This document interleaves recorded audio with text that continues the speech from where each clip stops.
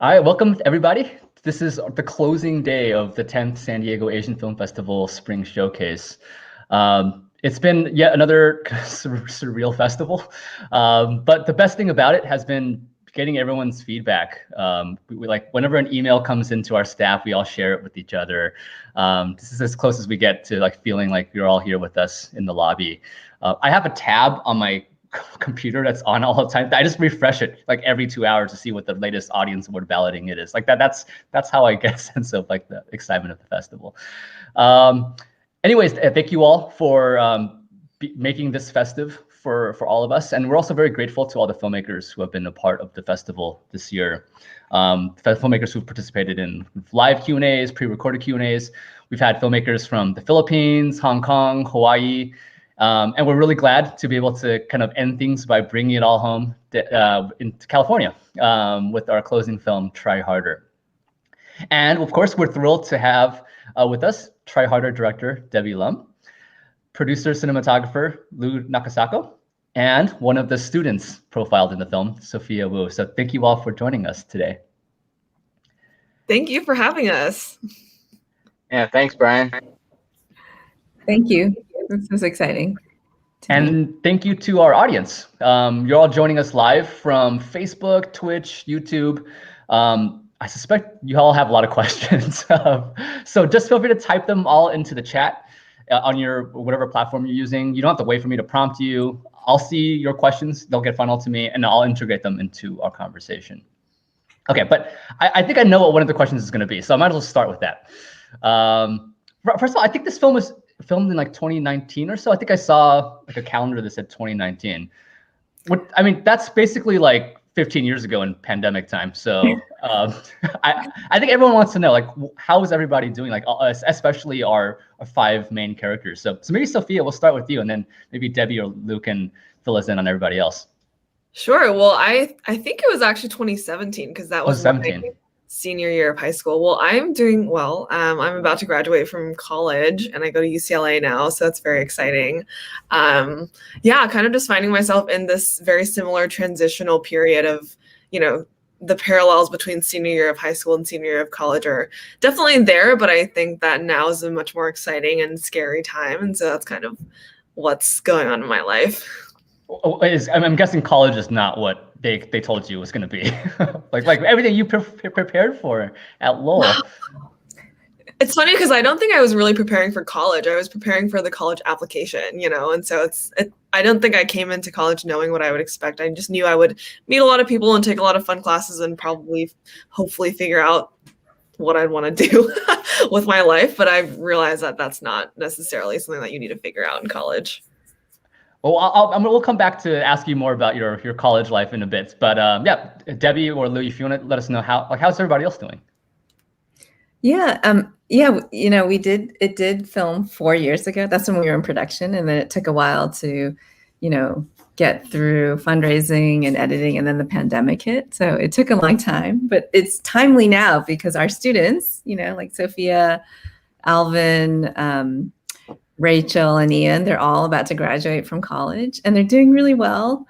Shay, who was the kid who was 1 year younger, he still got another year, and they're all still at the schools where they started, except for, of course, Ian, who he started at Oxford Community College. He did exactly what he was supposed to do, got into Emory, loves Emory, and he's going to be doing Teach for America when he graduates. So he's really excited about becoming a teacher for a year. And I think Rachel just finished her graduate thesis, is about to graduate next week from Brown University, and is pre-med. So she's planning to go to medical school now.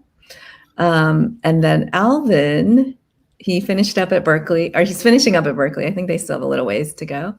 And he also is, you know, keeping his mom and dad proud, going to become a doctor. The last, let's see. Well, within I think this year, he got certified as like an EMT ambulance driver. And so he, on weekends, he does EMT. I've talked to him about it. He said he wants to be an emergency doctor. He really loves that kind of adrenaline rush. And the interesting thing about it was like, at the start of it, he told me that his parents would still, the job is like near Sacramento or something like that. And his parents would drive him to his job in Sacramento so that he could get in the ambulance and then drive his job. And they would wait for him and then drive him home. But I've heard he's actually now gotten his driver's license, which he's really excited about, and is driving. Or I think he has his license, but he's got a car and he's driving. So great. And thanks for the update on that. And they're all such unique characters. And like and I mean, Sophie, it's weird to call them characters. You're here like as a human being, but like as like in a film, like you're all so compelling. And so one of the students, one of the audience members is already asking, like, how did you end up with these 5 students to focus on? I mean, you do interview a ton of other students. Go ahead, Debbie. Yeah, you can answer that one.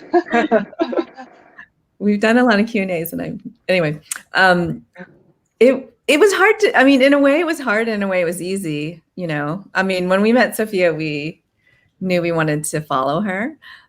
She's just so, you know, just so hot you know, in real life. And actually, you know, you may not know this, Sophia. I'm trying to like my sunlight. It's very weird. You may not know this, but we knew about you actually through Mr. Shapiro, because he said, you know, there's this one student, she's really remarkable. The year before this class started, she sent me a card saying how excited she was going to be about taking my class. Do you remember doing that, Sophia? I don't remember doing that. And it's funny because I was not a remarkable student in that class. I suck at physics, but it was still really enjoyable. It sounds like something I would have done. Yeah. Yeah. And he was like, in his whole year, like 27 years of teaching, he had never had that happen to him before. So,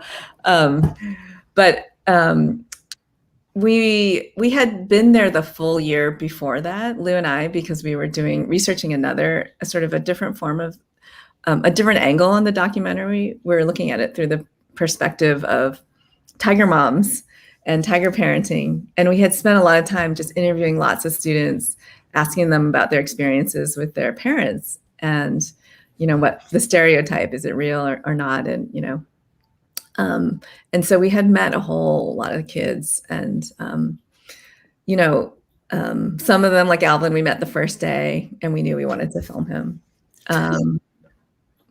And Lou, you want to share? Yeah, sure. You know, I think when we were working on the film, you know, with any kind of film where there's like a decent sized amount of characters, you always want like a eclectic variety, right? So I mean, when you look at Try Harder and whatnot, I mean, we filmed, like Deb said, we filmed about 10 to 15 kids, but you know, when we got into the editing room, you know, these 5 kind of stuck out because, you know, they kind of are all different in, you know, their own ways, and they actually give you a full picture of the different type of student that comes to the school, right? So for instance, it's like, you know, Lowell has the reputation of being tiger mom capital, right? So there's a couple students who kind of, you know, fit into that box, but then there's also, you know, a student whose parents aren't really involved, right? You know, Lowell is known as a place where it's actually very hard to get through, and here we have Sophia, where, you know, it doesn't seem to phase her at that much, right? So, you know, I think with any kind of, you know, ensemble cast, it's pretty important to have, you know, just a variety of characters to kind of break down stereotypes and give a full picture of what Lowell is like, what the experience is. So that was always in the back of our mind during the filming, and it became even more important during the editing, right? So, you know, some of my favorite sequences in the film are actually, you know, those chorus sequences where you have, you know, about 10 or 15 kids kind of just talking about a certain aspect of the school, whether it's, you know, getting rejected from their dream colleges, or, you know, whether they're talking about Jonathan Chu. It actually, you know, I think it just gives you a real insight into, what the school is actually like. So I think that's pretty much how we decided on who we should focus on and who should be like sub characters. How involved was the school in whether in like allowing you to film there and helping you determine what subjects, or I'm curious, like if it was collaborative, or yeah. That's a really interesting question. They were very open with us, and actually Lou can tell you he had a relationship with the principal of Lowell High School at the time, Mr. Ishibashi, who's since retired. Andrew Ishibashi, Japanese American principal, who was actually Lou's high school principal when Lou was at a different high school in San Francisco Unified. And we had a lot of trust from the principal, but also from the faculty and the admin. They really, and the students themselves really gave us a lot of trust. So, I mean, we feel really lucky that we were able to tell the story.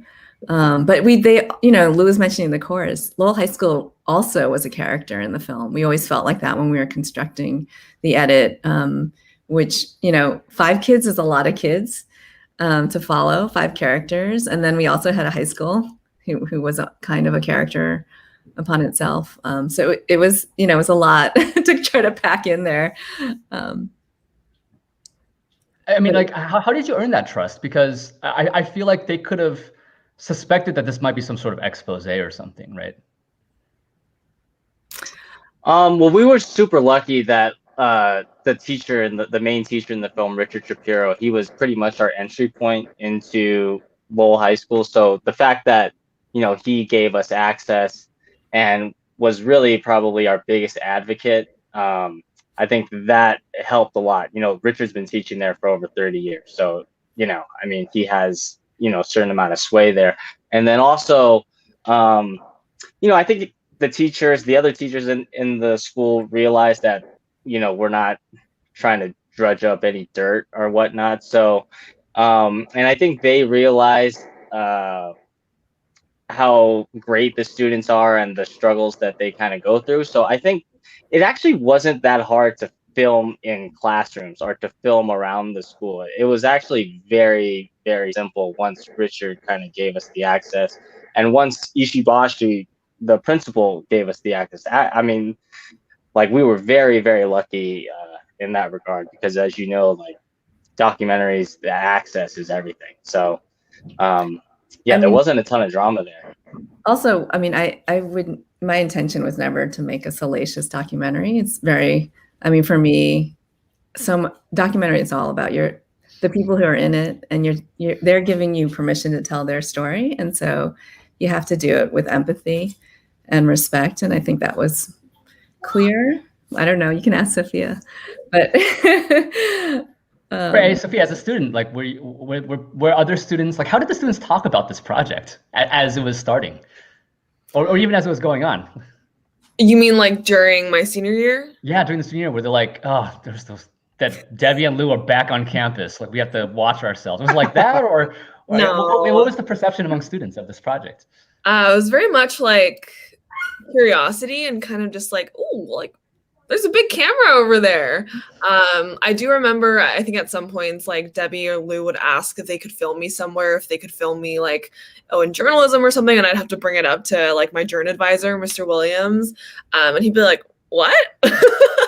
But there was never any, like, what are they doing here? It was always very much just, like, welcoming and, like, kind of just, hey, like, wanting to, like, be in the background of some things or something like that. But also, it was 4 years ago, and I really can't remember that much about my senior year at this point. I mean, it must have been strange, like, as a journalism student, to then also have people covering you too, like you're reporting on something while others are reporting on you.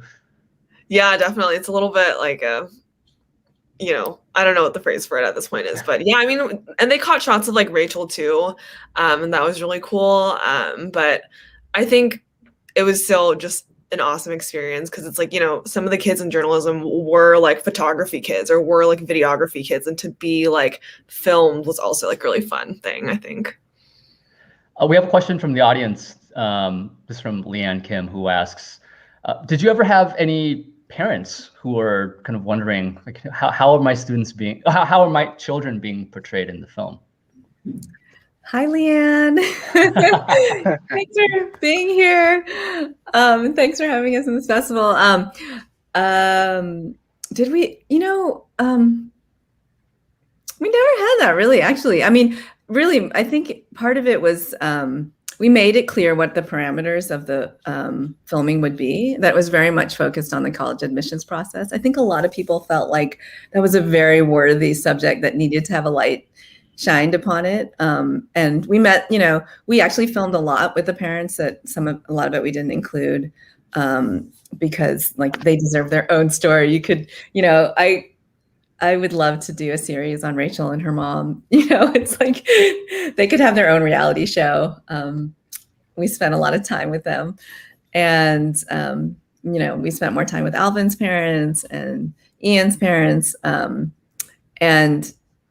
yeah, I think it was, I feel like we were pretty, we didn't really want to go to sort of off limits places, I guess, anyway. But, Lowell students, they're pretty good. So it's like, you don't have to risk too much.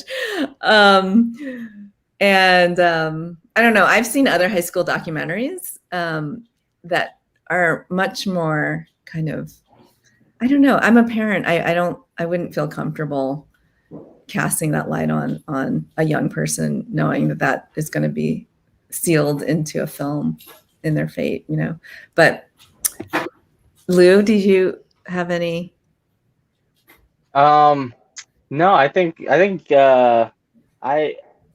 think whenever you start out filming somebody, there is a little bit of a song and dance that you kind of have to play with each other. But I mean, I didn't think that there was anything serious. So yeah, no, I thought it went pretty smoothly.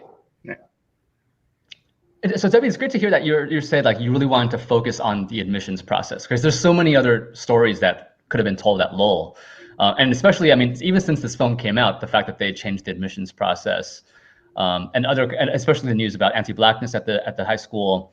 How conscious were you of all of these other stories that could have been told about Lowell, and then your decision to sort of keep them on the edges? That was all kind of brewing while we were there.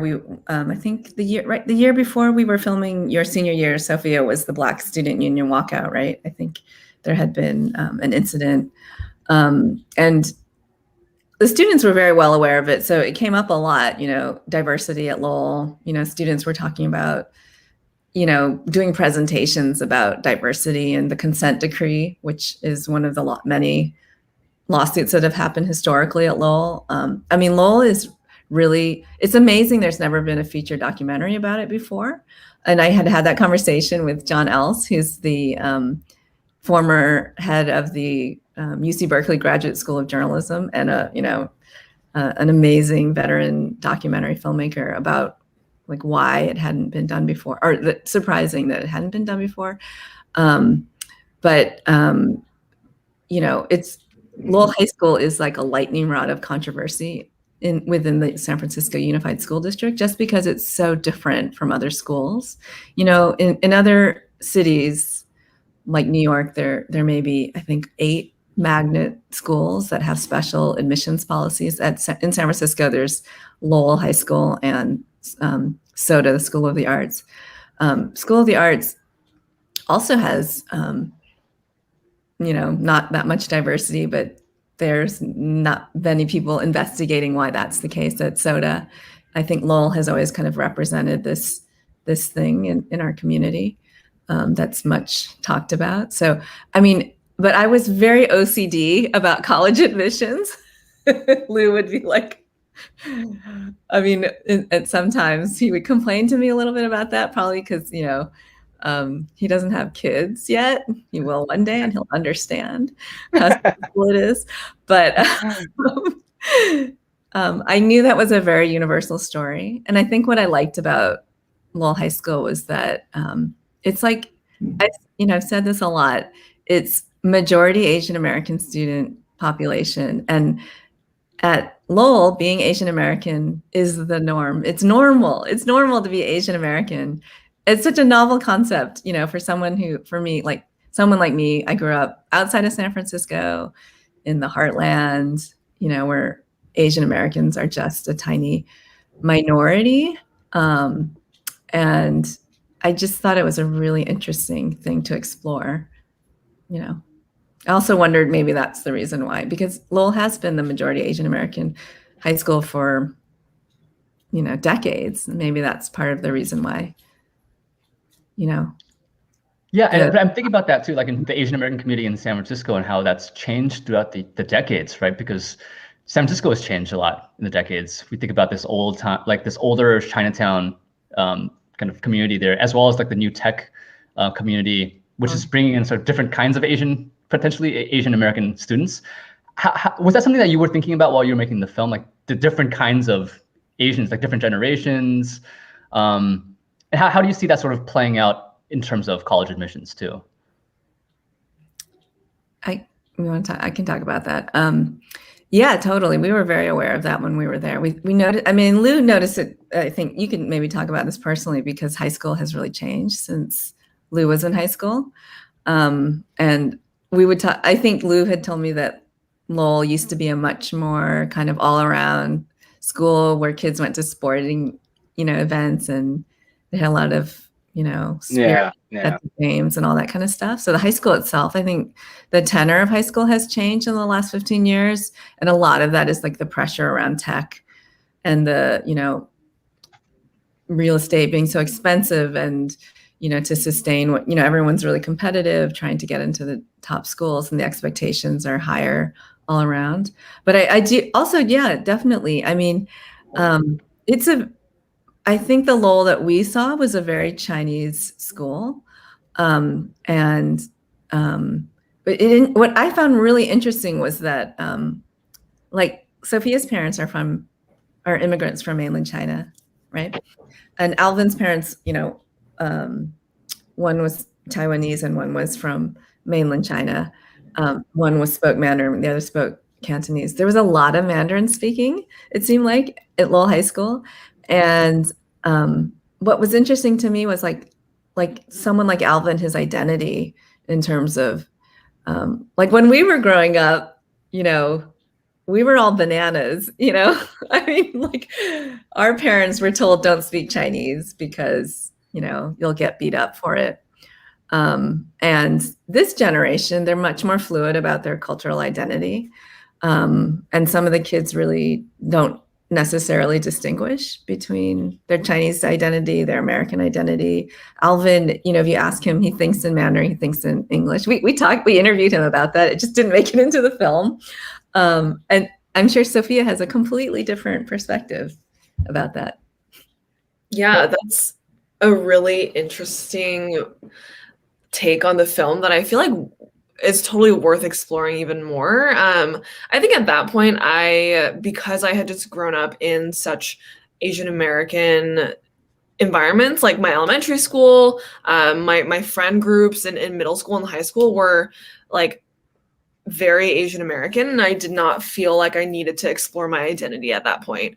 And it wasn't like, oh, I'm Asian American, what does that mean? Like, I did not have those questions when I was in high school. And it honestly wasn't until I came to UCLA and took an Asian American literature class that I was like, wow, there's like identity, like Asian American identity is its own identity, which is really, really awesome. But yeah, totally. That's a great question, Brian, about like kind of conflating all Asian Americans together and what that means for Asian Americans who are just not in the same positions as, I would say like East Asians, right? It's like a lot of Southeast Asians, or like, different populations have their different pain points and idiosyncrasies. And I feel like that gets kind of lost sometimes. And it definitely got a little bit lost at Lowell, I think. One of the questions from the audience is sort of tying this into this idea of self-worth. And I think for a lot of Asian folks going through in high school is like sometimes race plays into their sense of self-worth. So she's wondering, like, for Sophia, like, have you seen this change for you? Has your relationship with kind of Asianness changed in terms of your idea of self-worth? That's a really hard question. I think, to give a very like cursory answer, I think that my self-worth. So I watched a lot of Korean dramas when I was in high school and middle school. And I think that like, for example, white standards of beauty kind of trickle through Korean dramas, and they trickled through to me. And I was like, why isn't my skin white? Why aren't my eyes big? You know? And so I think that was like a period of time when I was very much like, you know, I don't feel good. I don't feel like I look good. I don't feel like beautiful. So that was very interesting. And then I stopped watching those and like it all went away. But I don't think I ever tied together me being Asian American with my self-worth in that sense. Like I never thought, oh, I'm Asian American, that means I am like less than, or that means I am not like American. And so I don't feel like that is the case. I think self-worth has a lot to do with a lot of other things. And I feel like I was more on the confident side when I was in high school too. And I think that's just carried through to college as well. And so it's hard for me to speak to that. Are you still tired of Chinese people? No, not at all. I mean, that's funny because like I watched that scene and I'm like, where did that come from? But no, I think if anything, like over the years, I've definitely gained more of an appreciation of my own culture. Not just Chinese American culture, but Chinese culture. Like there's so much that I don't know and so much that I'm interested in learning about. And I definitely, like at UCLA, I'm not even surrounded by a lot of Chinese people. It's a lot of like Korean Americans or Japanese Americans or Indian Americans or like a lot of people. And so it's not like I'm, you know, in that same bubble anymore. So how has UCLA changed your perception of Lowell? I mean, I think when you're at Lowell, at a school like that, when you're going through, and everyone knows like this is the experience of a Lowell student, but like once you leave, when you're looking back, I'm curious how your impressions of your high school have changed. I've never thought about that question before. I'm going to be honest. Like I as soon as I got to UCLA, I was like, done, like close that chapter. That's done. By the time I was a senior at high school, I was very ready to just move on and leave. I think Debbie and Lou both know this. And so I really wasn't like, oh, like UCLA is so different. I mean, of course it's like UCLA, it's massive. And like, you definitely feel like there's just like an incredible amount of opportunity that you could never fully like make use of. And so that's the thing that was like shocking to me at first, was the potential of everything and like the potential of people that I could meet and like things to do. But I honestly like don't know how to answer that question, because it's just like I frankly did not reflect that much on high school after I left it. I was just like, okay, that's done. Well, so here's a more specific question. This comes from an audience member. What do recent graduates from the movie think about the admissions process at Lowell changing? Is that something, Sophia, you've thought about? Only because it has been brought up in this context. Yeah. And I've actually like had, you know, not yesterday, but at the Lowell screening, I was able to speak to a few parents who just popped into my table, and I was speaking to one of them about it. And we, you know, my thoughts on it are that I can understand why the district felt like they needed to make a decision. And I can understand why a lot of people are very upset about the decision. I like have no say. I'm not a stakeholder anymore. Like I don't really, you know, but I like can definitely understand both sides of it. And I think that like I also don't have much insight into how the process kind of went about or how the decision was actually come to. But I think that enough parents would have wanted to say something, and enough parents would have wanted to provide more input and like, you know, have a say in the process, that I feel like maybe that should have happened. Mm-hmm. But that being said, like I do think that, you know, it's like the time is ripe for some change. Like I think just the ratios of, you know, different ethnicities at Lowell are just very skewed, and I think it's like kind of a chicken and egg question of like, is it the school or is it the students that make it like the, you know, makes Lowell have the reputation that it has. So it's like a very difficult question to answer. I can talk about this. Please.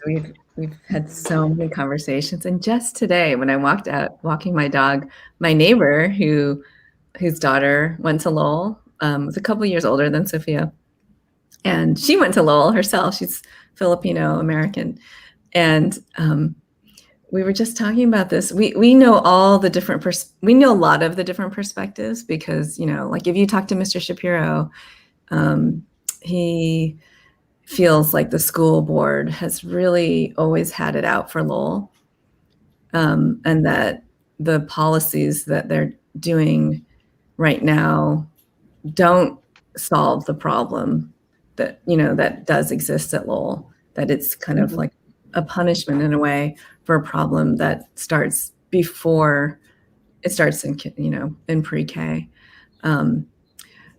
But we've also talked to a lot of students, and like a lot of the young students today are very supportive, like what Sophia's saying, of changing the admissions policy.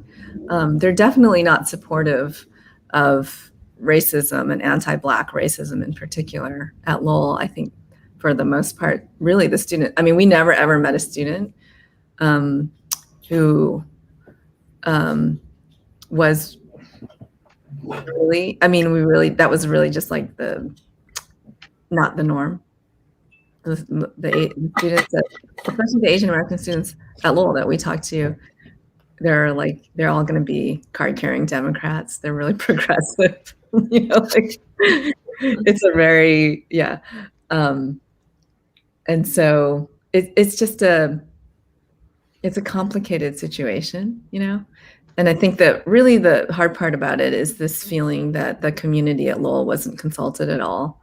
And that just unfortunately, the political nature of it, the way the process, there wasn't really due process. So that, I think that's the problem. It's, yeah. Okay. Everyone wants anti-Black racism to be addressed and to really be, and, you know, be solved in the schools. And the one thing that I would say, because our film has been caught in it too, is that I feel like the media has a way of kind of pitting the two ethnicities against each other, as if because it's a dominant Asian American school, it's going to be anti-Black. And I don't think that's I mean, I think it's pervasive in our society. And that one thing that people don't talk about is that the Asian American students are experiencing lots of microaggressions and lots of anti-Asian racism throughout, from pre-K through high school.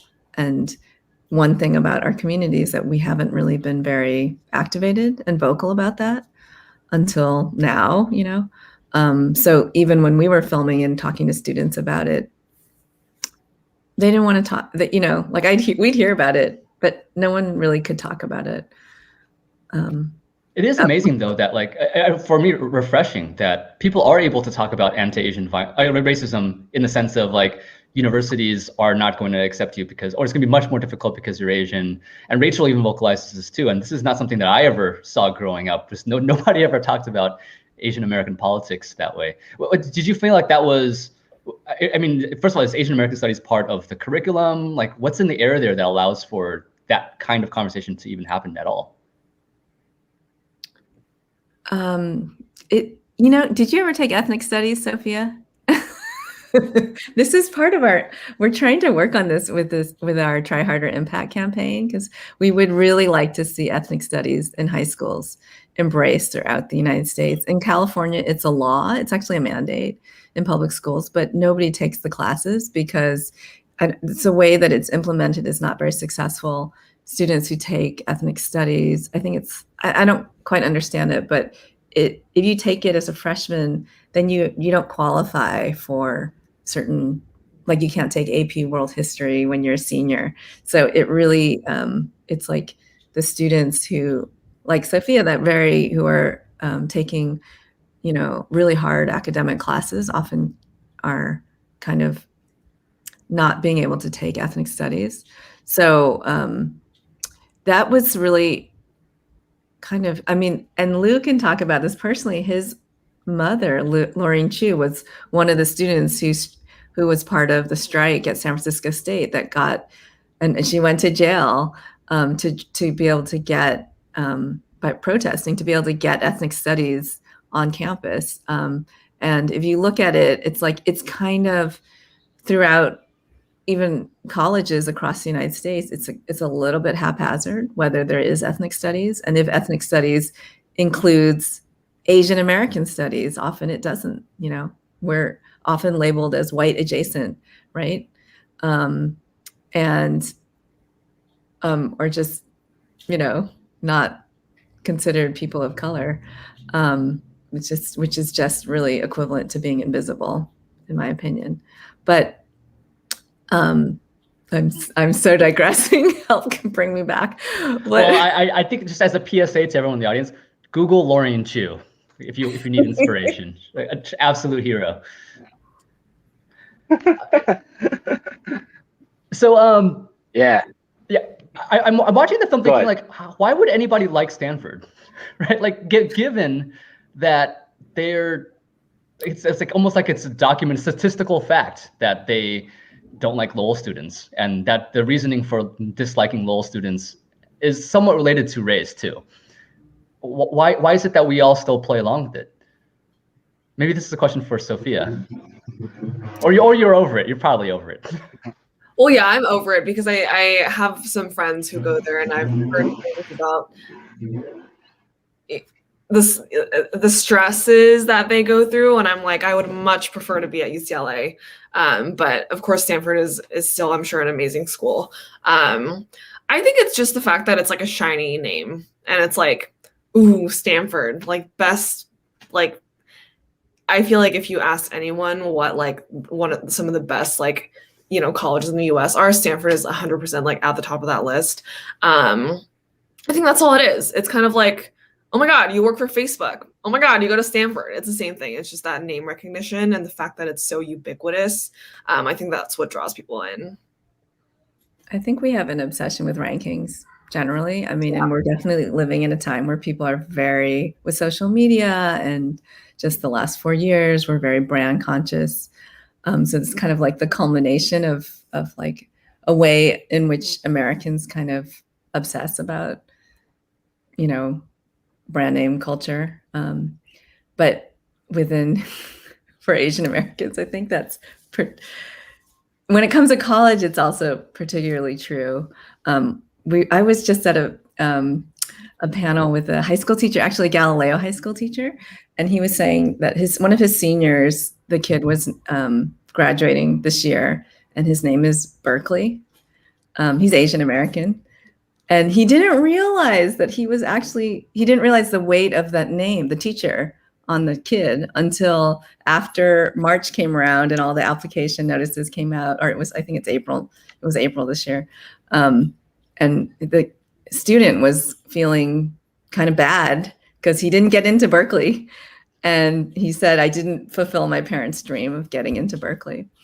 I mean, that's a lot of pressure to put on a student. And I've heard that story in other forms from other people. He's not the only kid that that an Asian American parent has named their child like Stanford, hoping that they're going to get into Stanford one day. So I don't know. Yeah, that's unbelievable. Yeah, I totally believe it, right? Like I can absolutely picture all of this. But what you're saying about rankings is so right. I think to be fair, I think this is one thing, to be fair to all of our parents, and as a parent myself, I think you do suddenly see it from a different angle when you have a kid and you just want the best for them. You really want the best for them, and there's a lot at stake there, I think, for parents. So I think it is understandable, but it does take, like Sophia has been really great at speaking to students about how even though she didn't want to go to UCLA, like when she got there, it ended up being an amazing experience. I want to talk about that scene when I think it's Debbie. I'm guessing was you filming it, but it was Alvin and his parents were at that restaurant, and at some point, Alvin doesn't want you to hear that his dad didn't finish high school. And then if it was you who was filming, you said, you should include that in your application. Like, why wouldn't that would actually help you if you said that? And then he was so protective of his family's honor or face. And like, it kind of broke my heart, like that scene. How do you explain that? Because it seems like while like Shay and Rachel, they understood sort of the ethics of doing something like that, but they also understood how it may help them. It seemed like Alvin and perhaps other Asian Americans kind of buy into that meritocracy, that like, if I just don't have to tell my story, I'll just get succeed based on my own merits. Like, how do you explain that scene, especially as a parent yourself? I'm so glad you asked me about that scene. It is such a touching scene. I mean, I think all the moms in the audience just want to give Alvin a hug, you know, and adopt him. But the thing about that scene, it really, Alvin is a very, you know, all the kids, you know, all the students in our film have these amazing characters. Not characters like in a film, they have amazing character, you know, which I think when you look at the college admissions journey, the admissions officers don't always see that in the students. And we did talk to Alvin about this. It didn't make it into the film. He said he really genuinely believed that if he tried harder on his application, that it would show through. Like, it would show through. Like, he had this very, what I think is a very common immigrant mentality, that, you know, if you work really hard, your hard work will be rewarded. And I'm always saying this, I think you might have heard me say this last night, Sophia, that it's kind of ironic, because it's like, it's those immigrants that really truly believe in the American way, the American dream, that you're going to make it if you work really hard. But it's not until you really become a real American that you have to game the system, you know, a little bit to get that dream come true. And I mean, that's basically the college process. You know, it's not really, you know, working hard really does benefit you, but other things also benefit you. And legacy benefits having a great, you know, if you're an athlete and you can contribute to a sports team, or if you can contribute a building to a college on that level, that will help you get in. And even more so than race, probably, right? So I think that's where, when the kids are concerned about, like, the Asian American students who feel like there's racism working against them in the college admissions process, which frankly, a lot of the kids, we tried to talk to them about that and they didn't want to say that on camera, actually, is that it isn't, there's bigger factors that are actually impacting them more than racism, or more than race. Yeah. I can only imagine just like the kinds of conversations you were having with students, because this is a pivotal moment in their lives, and I guess a new kind of self-reflection that must be sort of taking over them. So I wanted to ask about the specific scenes that you show when students are opening their emails of whether they got in, and Sophia isn't one of these. I don't know if great scene is the right way to call it, but like for me personally, like I remembered that experience. I mean, I was at my like getting physical mail, but how did you set up those scenes? Like, did you know the mail was coming that day? You were just like, don't open it yet, wait for the camera. And then once they opened it, like, how did you respond, both as a filmmaker, but also as a human being who has to like be with them in this important moment in their lives? I'm gonna let Lou tell this story. Well, from a logistical standpoint, at least if I remember correctly, most of the IVs kind of come out all on the same day, right? So in terms of logistically, that was easy. But I'd say the hardest part was, one, convincing them to open it in front of us, and then two, getting them to wait, because we had to kind of go from one kid to the next. So there was a couple situations where we told a kid to wait into the evening and to the afternoon. So that was pretty, from a logistical standpoint, that was probably the toughest part. And then I guess in terms of reacting or being behind the camera, I think one thing me and Debbie have always kind of talked about was that the process that the kids are going through in terms of the college decisions is a lot like us waiting for grants or waiting for Sundance, you know what I mean, or any kind of festival. It's the same anxiety, you know what I mean? So it always goes back to being empathetic toward the kids, and you have to remember that they're like 17, 18 years old. So my whole thing was to let them have their moment, that awkward silence where they're not, where maybe they didn't get the news that they wanted. And then once the camera's off, you have to reiterate to them what makes them special as a person. You know what I mean? You have to really reiterate like what is good about them and why they should be able to carry on, even if they may not want to hear it. I think you just have to plant the seed in their head, because I think that's at least what I tried to do. You can tell me what you did, Debbie, since we were in separate places during that day. Yeah, Lou was with Alvin when Alvin opened up he was with Lou, Alvin, and Lauren Kawana, our field producer, was there. And she is one of the most, she just makes you feel good when you're around her, like everybody, she make everyone feel good. So like, I think that was, it was a hard, it's hard to watch it when you see the footage that Alvin went through. And I was with Sophia when she opened. Do you remember that, Sophia? I do remember some of it. Yeah. We filmed a lot of students, and the year before we had filmed a lot of students, and it was always a rejection. I mean, it really, honestly, it's like, that's what happens. If you're going to apply to college, you're going to get rejected. It's really brutal, and a lot of students, people have different reactions. I mean, if you want to go take someone into battle with you, then you should consider Sophia, because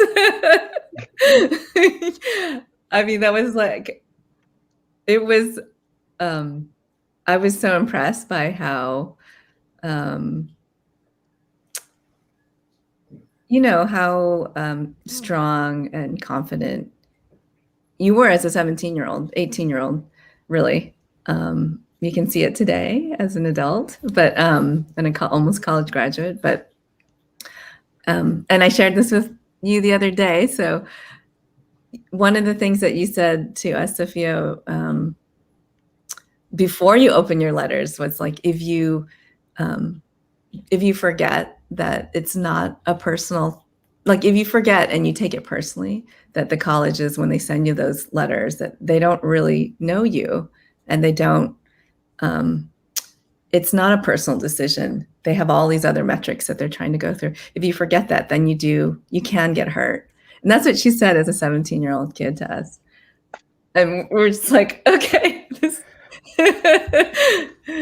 I could have used that as a 17-year-old. I'm also wondering to what extent Lowell itself was preparing its own students. I mean, I'm thinking about like, what kind of mental health resources did they have? Like counseling shouldn't just be, when I have a problem, I go seek out. I feel like if part of the culture is getting into colleges, then part of the culture needs to be also preparing the students for anything. So I think this is coming up in a lot of the comments too and questions, which is like, what kind of mental health resources were there on the campus, but also like what could we be doing better as a society to prepare our students mentally, emotionally for this journey? Yeah, I would love to take this question, because our team, we have two amazing impact producers, Jin Yu Kim and Tiffany Shan, who are working with me to try harder to schools and communities, students, parents, counselors, the gatekeepers, and really get everyone to see our film and really have deep discussions about this and about mental health. Because, you know, what I noticed in the making of this is that the students who are, you know, presumably going to go off to college and what colleges are for are really kind of the last people that are being consulted, and that we really need to recenter students in the whole college admissions. It's they are the ones who are going to college, and it's for them.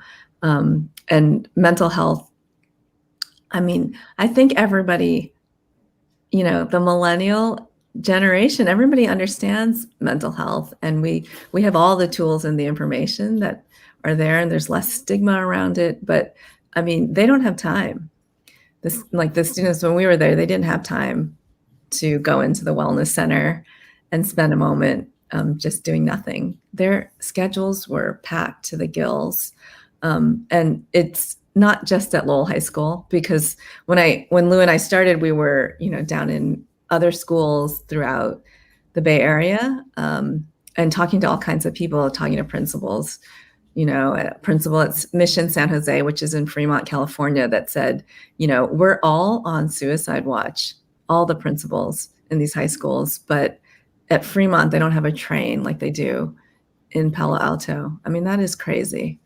I mean, I heard from like pastors and churches that said, you know, their high school, which isn't even considered a very high achieving high school, you know, it's like 30 cases of students in a year with suicidal ideation. I mean, the thing about it is that today, anxiety and stress around academics is really a problem for high school students. So you know, we're just in this kind of topsy-turvy world where people really kind of need to take a moment and think about, you know, the human part of it, not just the outcomes, not just like, are you going to get in to the best school? So I would say, like, Lowell is a public high school, and they don't, you know, the resources that they have, they earn. You know, it's like a lot of the students are, it's interesting. They don't get a lot of resources for mental health. They should get more. And those counselors that we, you know, that are in the film, like they had 300 students, those counselors, per counselor that they had to look after. And there's just not, the resources are taxed. So, and this is like the best high school in San Francisco. So you can imagine what it's like at all the other high schools. I mean, it's something that we need to put more work on. Well, I'm glad that that's part of the impact campaign of the film, that the film doesn't end with the movie, right? It's the conversations that we're going to have around it. I wanted to turn the same topic to Sophia, because one of our questions from the audience, from Andrea, who she says she's currently a high school student in a school a lot like Lowell's.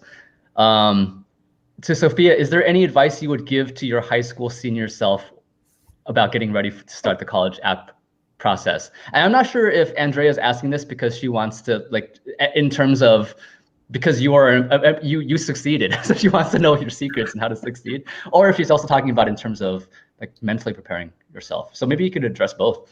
Sure. Yeah. So Andrea, I think this is so hard because I'm speaking from the perspective of myself 4 years later, and I think I've gained a little bit of levity and a little bit more self-awareness, which I think a lot of high schoolers, myself, I was not very self-aware. I think maybe I was, maybe I'm just completely, you know, but I think whatever you're involved in, whatever classes you're taking, I think like take a step back and like ask yourself why you're doing that. Like, why are you actually doing what you're doing? Why are you taking the classes that you're taking? Like, why are you in Girls Who Code? Why are you on the tennis team? Like, what was your purpose for joining it, and what are you learning from it?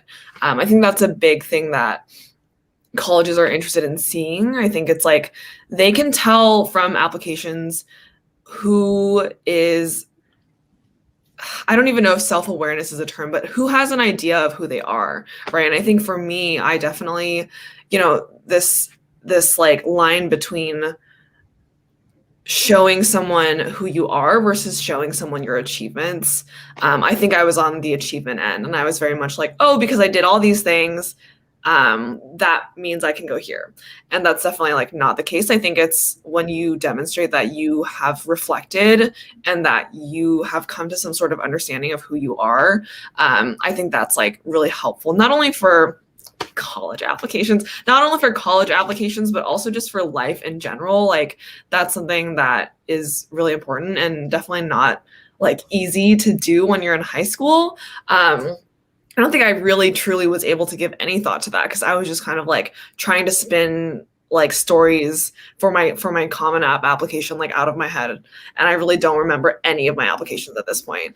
But like reflect, and like ask yourself why you're doing what you're doing, and ask yourself what you think you're passionate about. And then I don't know if you are like in senior year or something, but if you have some time, like go explore, like don't even limit yourself to what is going on at school. Like do something outside of school. Get a part-time job, like work somewhere you think you might want to work, or like if you have parents who have friends who are doing interesting things, ask if you can like shadow them or work with them or anything. It's like I was, given an opportunity as a junior in high school to like intern at this like small e-commerce startup, and that was something that really like set me on the path that I'm taking today. And I'm so thankful for that, because like my boss took a chance on a high school junior and everyone else was in college, and I was like, what am I doing here? But I learned so much, and that's just because I took a chance on that. So that's what I would say. Hopefully that wasn't too much information for you, and hopefully you got that. Oh, I mean, I'm already seeing that the comments are from people much older than you saying like that's life advice right there. That's not okay, great. Yeah. A lot of people want to know how Mr. Shapiro is doing. He's great. He's doing really well. Yeah, he comes along sometimes to these Q&As. He's still teaching at Lowell. It's been really hard because they've had to going on, it's like this is their second year of totally virtual high school. And then everything that's gone on. But yeah, he's like a miracle. He's like a walking miracle. And how is Lowell responded to the film? I mean, when we were trying to get the word out about the film, a lot of Lowell alum were like, "We've already seen it. Like we know all about this movie." So I'm curious, like what's the reception been from both like alums, students, and like the school itself? It's been really. I mean, Sophia, maybe you could tell us more, but it has felt really good. It's been really positive and pretty amazing. Yeah. I think we really tried to do a balanced job and capture what we saw, and it was our perspective on the school. But yeah, we just, on, I don't know. It's all virtual. So it's like, I guess what I can tell you, because I graduated like 10 years ago, so I have a few friends from Lowell during that time.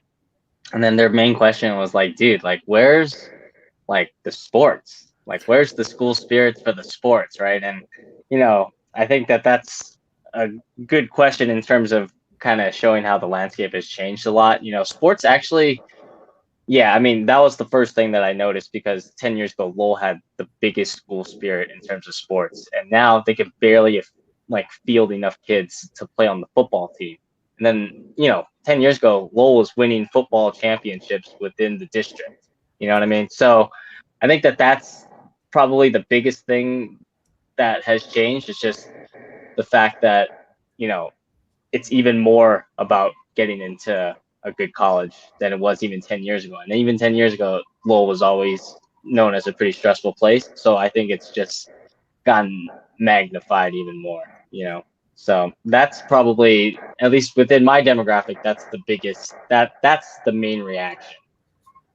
Well, as Debbie says, there's much more of the Lowell story to be told.